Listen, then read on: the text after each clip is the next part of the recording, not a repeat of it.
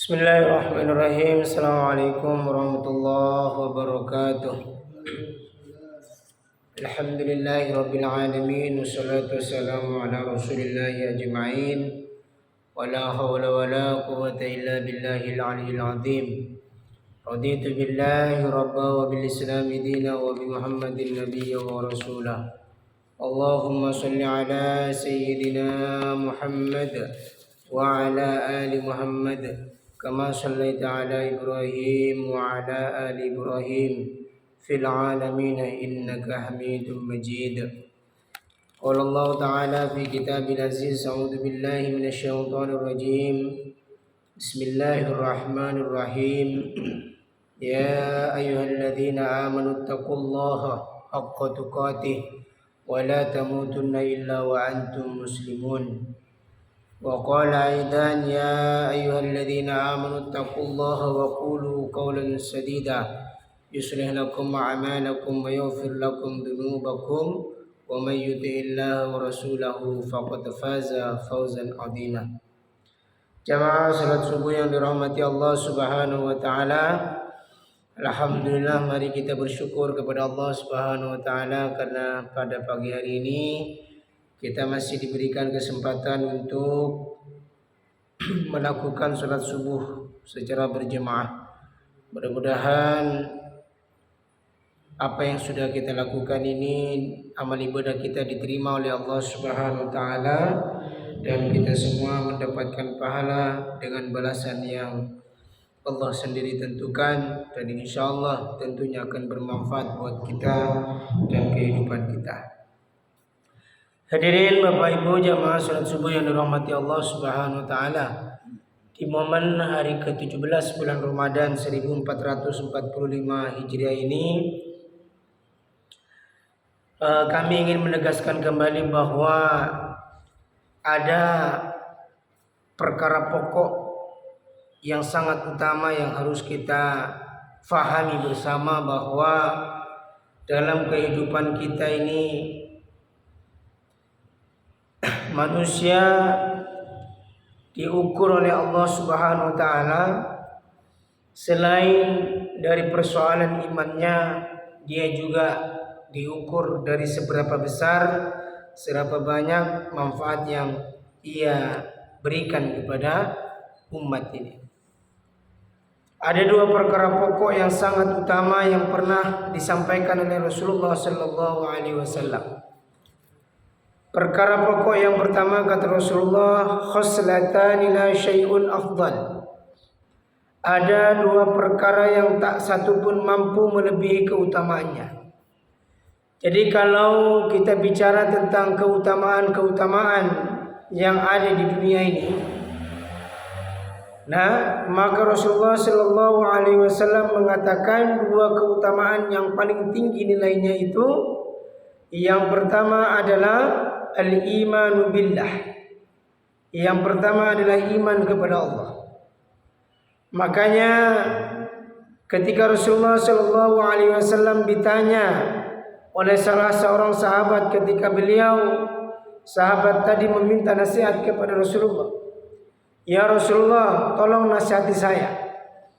3 kali permintaan minta dinasihati, maka Rasulullah mengatakan, "Qul amantu billah tsumma istaqim."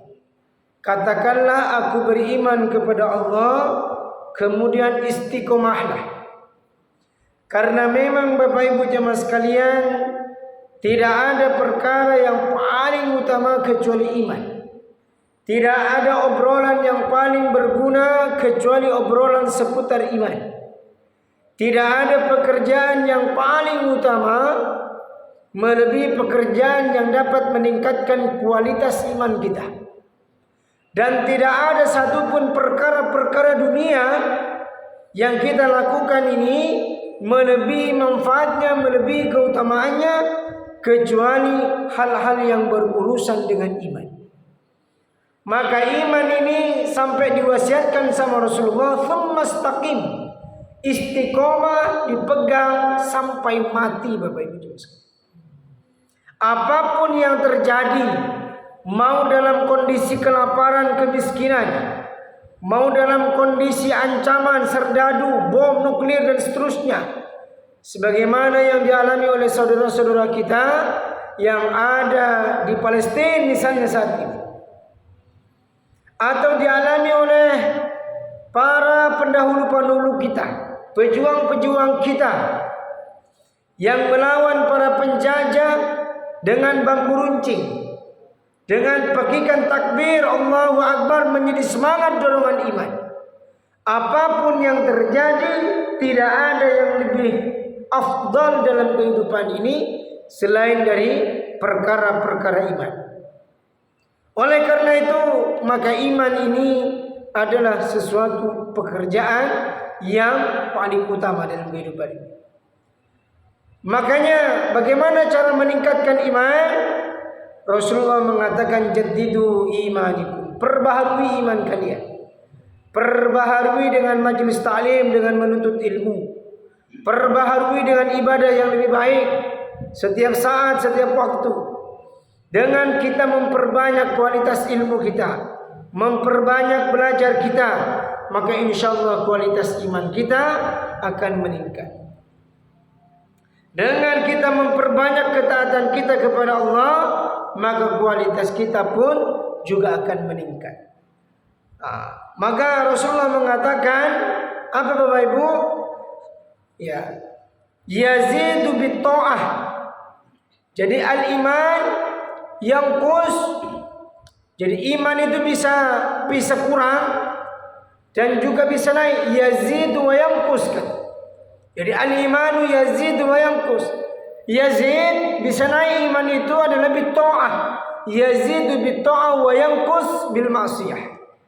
Yazid itu bisa bertambah kualitas iman kita dengan ketaatan kepada Allah, dan yanqus berkurang iman kita kalau kita bermaksiat kepada Allah, kepada makhluk-makhluk di muka bumi.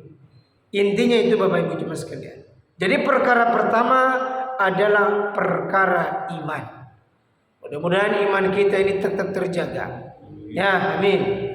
Kemudian yang kedua, ini menjadi pokok bahasan kita pada hari ini Bapak Ibu Jemaah sekalian. Apa itu wan naf'u lil muslimin? Perkara yang paling utama yang kedua itu adalah wan naf'u lil muslimina, bermanfaat bagi umat Islam. Sekali lagi, bermanfaat bagi umat Islam. Apanya yang bermanfaat? Yang bermanfaat bagi umat Islam itu misalnya dari ucapan yang kita ucapkan bermanfaat, dari kekuasaan yang kita miliki bermanfaat, dari harta benda yang kita miliki bermanfaat, dari tenaga yang kita miliki bermanfaat, dari ilmu yang kita miliki bermanfaat. Semua potensi yang kita punya bermanfaat untuk umat Islam. Makanya Bapak Ibu jemaah sekalian yang dirahmati Allah, sampai-sampai Rasulullah pernah mengatakan begini, siapa yang pada pagi harinya tidak mempunyai sifat, tidak ada keinginan, tidak mempunyai niat untuk menzalimi orang lain, maka dosanya akan diampuni. Coba, kalau dalam diri kita ini di waktu pagi bangun tidur, termasuk aktivitas-aktivitas lainnya, sampai kita menjelang tidur, tidak ada rasa, tidak ada keinginan untuk apa? Untuk menzalimi orang lain, entah itu menipu, entah itu mengakali, entah itu menyakiti, entah apapun namanya, segala bentuk kezaliman, baik itu yang kezaliman besar maupun kezaliman kecil. Kalau kita tidak punya niat untuk melakukan kezaliman terhadap umat yang lain ini, terhadap sesama umat Islam ini, maka segala dosa-dosa kita akan diampuni oleh Allah Subhanahu wa ta'ala. Makanya wajar Bapak Ibu jemaah sekalian, orang yang tidak punya keinginan untuk memiliki musuh, orang yang tidak punya keinginan untuk berbuat zalim kepada siapapun itu, termasuk kepada dirinya sendiri, maka akan diampuni dosanya oleh Allah Subhanahu wa taala.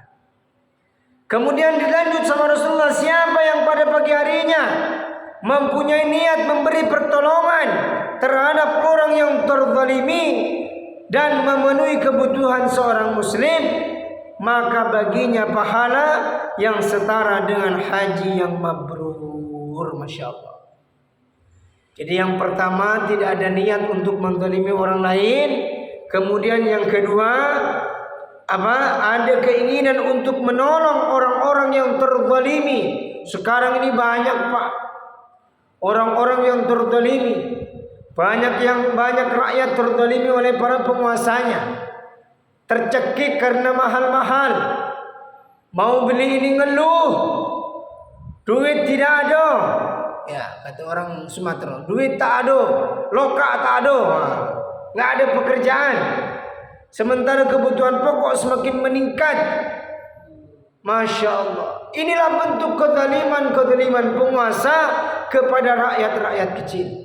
Nah, kalau kita diberikan kelapangan rizki oleh Allah Subhanahu wa taala, ingin niat menolong saudara-saudara kita yang kekurangan, maka kita akan mendapatkan pahala yang setara dengan haji mabrur. Itu kezaliman yang mungkin tak nampak oleh kasat mata, tapi bisa dirasakan Pak, Bu. Bisa dirasakan itu. Coba kita lihat bagaimana banyaknya orang-orang mengeluh tentang kenaikan harga pangan yang semakin tinggi. Ya, pekerjaan yang semakin susah. Mencari pekerjaan yang semakin susah. Jangan kira itu bukan sebuah bentuk kezaliman. Jangan kira. Itu adalah kezaliman para pemangku kebijakan yang tidak mampu memberikan kesejahteraan kepada rakyatnya. Ya, itu bagian daripada perasaan yang harus kita bangun. Kemudian apalagi? Apalagi kezaliman yang nyata. Kita nggak tahu, ini sekarang zaman sosmed, zaman sosial media. Masya Allah, kalau bicara tentang kezaliman, Masya Allah, beritanya viral. Ada saudara-saudara kita dizalimi oleh para penguasa. Memang kebanyakan yang menzalimi biasanya itu yang lebih berkuasa, yang merasa lebih kuat, yang merasa lebih hebat, yang merasa lebih banyak. Potensi itu ada pada mereka. Biasanya yang lebih kuat menzalimi kepada yang lemah, dimanapun dia berada. Nah, kalau kita menolong orang-orang yang lemah, maka insya Allah itu bagian daripada apa yang disabdakan oleh Rasulullah. Maka nanti kita akan mendapatkan pahala yang setara dengan haji mabrur. Kemudian apa? Memenuhi kebutuhan seorang muslim. Nah, kebutuhan pokok seorang muslim ini harus kita penuhi Bapak Ibu, kalau kita punya kemampuan. Makanya Rasulullah sampai mengatakan sebaik-baiknya sedekah itu adalah sedekah terkait dengan hal-hal pokok. Apa yang paling pokok dalam kehidupan ini? Makan, minum. Selama orang masih hidup, yang paling pokok adalah makan dan minum. Itu urusan kebutuhan hidup. Kebutuhan iman dan Islam beda. Tapi kebutuhan iman, kebutuhan Islam, ini adalah kebutuhan pendidikan kita, kebutuhan ilmu kita. Tapi kebutuhan yang berkaitan dengan jasmani kita, itulah kebutuhan pakan, kebutuhan pangan yang sangat dibutuhkan oleh umat ini. InsyaAllah. Oleh karena itu Bapak Ibu jemaah sekalian yang dirahmati Allah, berdasarkan apa yang juga disampaikan oleh Rasulullah Sallallahu Alaihi Wasallam, khairun nas anfa'uhum linnas. Sebaik-baik manusia adalah yang paling banyak manfaatnya, yang paling sering memberikan manfaat kepada manusia yang lain. Oleh karena itu kita punya potensi Bapak Ibu. Kita punya potensi untuk memberikan manfaat sekecil apapun. Jangan sampai kehidupan kita ini dari kecil, remaja, tua atau dewasa sampai kita mau menjelang mati, hidupnya hanya diputar-putar untuk kebutuhan kita sendiri. Ya, kita barangkali punya kendaraan berlebih. Apa salahnya kita infakkan di jalan Allah? Ya, apa salahnya kita memberi di jalan Allah? Barangkali kita punya harta yang berlebih. Apa susahnya kita berinfak di jalan Allah? Ya, kebanyakan Bapak Ibu jemaah sekalian, banyak orang tua saat ini itu lebih khawatir tentang apa yang mau dimakan anaknya esok.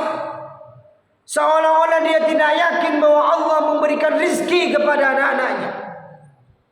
Ada yang sudah diinvestasikan pendidikannya, masa depannya, masa pensiunnya sejak dia dari kecil. Memang wajar, boleh Bapak Ibu, tapi sewajarnya. Nah, ada orang yang Masya Allah menginvestasikan bagaimana ketika dia mati nanti anaknya tidak sengsara begini begitu dan seterusnya. Dia tidak lebih khawatir bagaimana masa depan keimanan anak-anaknya, keimanan anak cucunya. Dia lebih khawatir bagaimana terkait dengan kehidupan makannya di masa dekat, di masa mendatang. Makanya Kiai Haji Zainuddin MZ pernah mengatakan, orang tua tidak lebih banyak khawatir zaman saat ini itu, lebih khawatir tentang apa? Ma ta'kuluna ghadan, kata beliau. Ya, lebih banyak khawatir tentang apa yang mau dimakan anakku nanti kalau sampai dia mati. Ya makan nasi. Yang harus kita tanamkan kepada anak-anak kita Bapak Ibu harusnya adalah bagaimana dia yakin kepada Allah bahwa dalam kehidupannya kelak ketika dia sudah balik, ketika dia sudah dewasa, dia pasti akan mampu menghidupi dirinya sendiri. Karena kenapa? Jaminan dari Allah, selama dia masih hidup pasti Allah akan jamin rezekinya. Harusnya pendidikan kemandirian yang dibangunkan, bukan pendidikan bagaimana kita mewariskan sebanyak-banyaknya. Pelajaran berharga kenapa Rasulullah sallallahu alaihi wasallam ketika masih muda maharnya 20 ekor unta muda. Kalau kita ibaratkan sekarang setara dengan 1,5 miliar. Anak muda usia 25 tahun punya mahar 1,5 miliar, menikahi janda yang 40 tahun. Maharnya dahsyat. Masya Allah. Dulu seorang selebriti, sebut saja namanya Sule, ketika dia menikahi siapa itu, artis mualaf saya lupa saya. Itu maharnya 200 juta tambah dengan emas sekian. Itu aja udah jadi berita viral. Ya, Masya Allah. Nah ini Rasulullah sallallahu alaihi wasallam maharnya 500 atau setara dengan 1,5 miliar, 20 ekor unta muda. Masya Allah. Kemudian ketika beliau meninggal dunia tak ada yang bisa diwariskan. Bahkan dalam riwayat hanya ada baju besi, Pak. Aduh, Masya Allah. Artinya apa? Dia tidak meninggalkan warisan yang banyak. Warisan kepada Siti Fatimah, warisan kepada cucu-cucunya Hasan dan Husain tidak. Kenapa? Karena memang Islam itu adalah bagaimana kita maksimal untuk memberikan manfaat kepada umat ini. Coba kalau kita perhatikan, Pak, setiap tahun pasti ada berita ketika bulan Zulhijjah, di mana masyarakat Aceh, Bapak Ibu, itu kalau kita menyaksikan berita-berita nasional, setiap tahun pasti ada beritanya itu, rata-rata itu ada. Itu masyarakat Aceh yang sedang naik haji itu biasanya mendapatkan hasil wakaf pengelolaan hotel yang ada di Mekah oleh salah seorang hamba Allah yang sudah meninggal bertahun-tahun lalu. Kemudian dia punya wakaf di mana? Dia punya wakaf di Mekah dan diberikan kepada seluruh masyarakat Aceh sebagai bentuk pesangon, Pak. Masya Allah. Alangkah indahnya hidupnya. Bagaimana pula kita juga menyaksikan ada di Mekah namanya wakafnya Utsman bin Affan. Ya Allah, luar biasa. Di sosial media ada namanya Ibu Aisyah, Pak. Saya Masya Allah merinding saya. Orang kaya, orang Surabaya, Pak. Ibu Aisyah, salah satu pengawas atau salah satu owner dari salah satu brand hijab. Masya Allah. Saya melihat itu kalau dia berwakaf, dia punya hotel diwakafkan ke Muslimat NU Jawa Timur, dia punya aset diwakafkan, Masya Allah, sampai dikatakan pusing dia semakin dia berwakaf, semakin banyak duitnya. Sampai dia mengatakan pusing dia punya duit. Masya Allah. Kenapa? Karena dia punya tradisi, semakin dia kasih semakin banyak, semakin berbagi semakin banyak. Masya Allah. Saya pernah Pak menyaksikan, ya, pernah melihat dengan kacamata sendiri saya Pak. Ada seorang hamba Allah itu Pak, ya Allah, ngasih datang ke pesantren kami waktu itu. Dia tiba-tiba bawa sertifikat tanah. Tahukah Bapak Ibu berapa yang dikasih? 6 hektar Pak. 6 hektar di tengah kota Muko-Muko, dekat dengan kantor bupati. Dia mantan pegawai Bank Indonesia. Di masa tuanya dia tidak berpikir tentang bagaimana warisannya dan seterusnya, tapi dia berinvestasi apa yang harus saya bekal. 6 hektar Pak dikasih, Masya Allah. Itu kalau dijual berapa? Saya juga pernah menyaksikan ada namanya salah seorang hamba Allah Pak. Dia memiliki salah satu outlet, ya, kaya memang Pak, memang kaya. Saya melihat ketika dia bantu kita bangun gedung kurang lebih nilainya 16 miliar. Ya sudah, separuhnya saya bantu. 8 miliar Pak dia bantu. Kemudian di Depok, ya, mau bangun masjid 14 miliar, ditanggung sendiri. Di Sumeneb, ya, di Sumeneb ini Pak, di pesantren kami ada seorang ibu-ibu, kemudian mengutarakan, menyampaikan, Bun, saya mau pengen bangun masjid. Oh, ada di tempat kami ada tanah ini. Dia bangun sendiri tuh masjid. Masya Allah, tanpa berita, tanpa ini dia keluarkan. Tapi saya kalau melihat orang-orang yang seperti itu, Masya Allah, iri kadang Bapak Ibu. Iri. Oleh karena itu Bapak Ibu jemaah sekalian, mari kita berinvestasi. Apa yang bisa kita lakukan? Kalau kita punya harta, mari investasikan harta kita untuk di jalan Allah. Coba dengan masjid seperti ini dibangun oleh beliau, berapa banyak pahala yang dibangun dijadikan tempat ibadah. Masya Allah, tabarakallah. Kita nggak punya harta, ada ilmu yang bisa kita berikan, kita investasikan. Masya Allah. Coba kita perhatikan bagaimana kalau kita menyaksikan guru anak-anak kecil, anak-anak yang dulunya nggak bisa ngaji, anak-anak yang dulunya nggak bisa baca tulis, anak-anak yang dulunya bisa begini, kita berikan hafal Quran. Masya Allah, betapa banyak pahala yang akan kita dapatkan. Makanya dulu Bapak Ibu, salah satu guru kami namanya almarhum Ustaz Furqan Muntasir. Ketika kami dulu habis dari pesantren, mau menjelang lulus, beliau pernah memanggil saya. Sofyan, tangan, sini. Ya Ustaz, saya bilang. Kemudian dia mengatakan begini pada saya. Saya mau kasih nasihat sama antum. Apa nasihatnya Ustaz? Apapun pekerjaanmu nanti, jangan pernah tinggalkan ngajar. Jangan pernah tinggalkan ngajar. Sekalipun itu ngajar Quran, ngajar apapun. Kalau antum tidak punya harta, maka kamu bisa berwakaf dengan ilmu. Kalau kamu tidak begitu, bagaimana lagi kita berwakaf ini Pak? Maka Bapak Ibu jemaah sekalian, wakaf itu adalah harta abadi yang akan terus kita petik sampai kapanpun. Makanya Rasulullah SAW pernah mengatakan, ketika manusia itu meninggal dunia, maka hanya akan ada 3 perkara yang akan bisa menyelamatkan hidupnya, yang akan terus menerus. Untuk apa? Untuk mengirim kebaikan-kebaikannya di alam barzakh kelak. Apa itu? Yang pertama adalah ilmu yang bermanfaat. Artinya orang itu ketika menginvestasikan ilmunya, dia telah berwakaf dengan ilmu. Dia telah bermanfaat dengan ilmunya. Kemudian apa? Sedekahun jariyah, sedekah jariyah. Apa yang bisa diberi, dia berputar terus menerus Bapak Ibu jemaah sekalian. Masya Allah. Saya kadang melihat begitu, Masya Allah. Saya ketika menjadi penggerak wakaf Pak, ada orang kami pernah bangun masjid 1,9 miliar. Ekarumui Pak, kata orang Madura. Masya Allah, banyak betul. Ya, kami tinggalkan bangunan sebuah masjid namanya Masjid As-Sofa di daerah Bengkulu Tengah Pak. Dan itu yang bangun Pak, Masya Allah, ribuan orang. Ribuan orang, dengan ada yang berdonasi 1.000 rupiah, ada yang berdonasi sampai 1 juta rupiah, macam-macam dia berdonasi.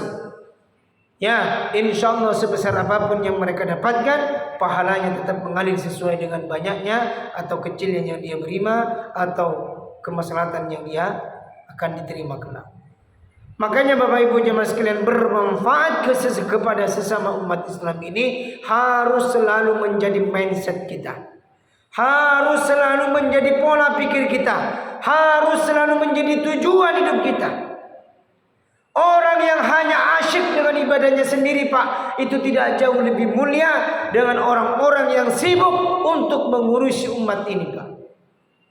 Makanya kami hadir ke tempat ini, datang ke tempat ini. Itu salah satu motivasinya adalah menghadirkan pendidikan terbaik. Entah kapan itu, Pak. Yang penting niat aja dulu. Yang penting niat. Kalau nggak ada niat bagaimana lagi? Selama orang itu punya niat, maka insya Allah dia, kata Rasulullah, mendapatkan pahala yang setara dengan haji mabrur. Makanya niat itu harus ditanamkan betul. Kemudian setelah niat diusahakan. Nggak ada ceritanya niat kemudian tidak diusahakan. Makanya dulu salah seorang motivator namanya Ibu Santoso ketika menyampaikan begini, "Ahi, apakah antum punya niat untuk naik haji?" Sudah. Benar sudah punya niat? Sudah. Dari niatnya apa yang sudah antum lakukan? Tidak ada. Itu bukan niat.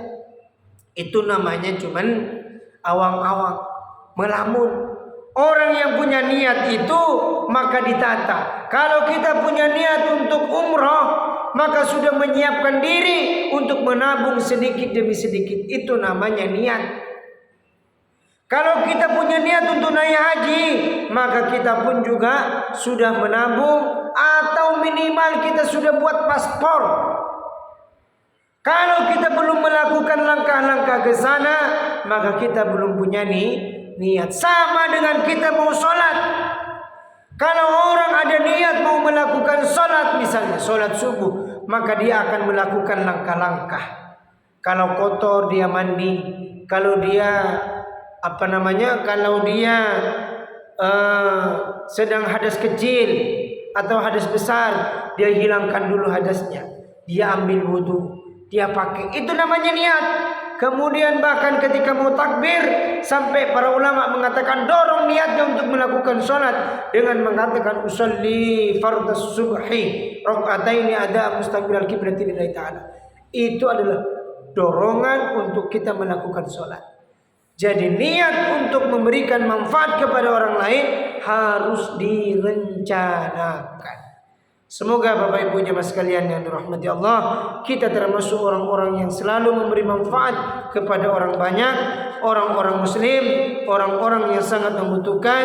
Karena kenapa? Sekali lagi kata Rasulullah, khoslatani la syai'an afdalu minhuma al-imanu billahi wan naf'u lil muslimin.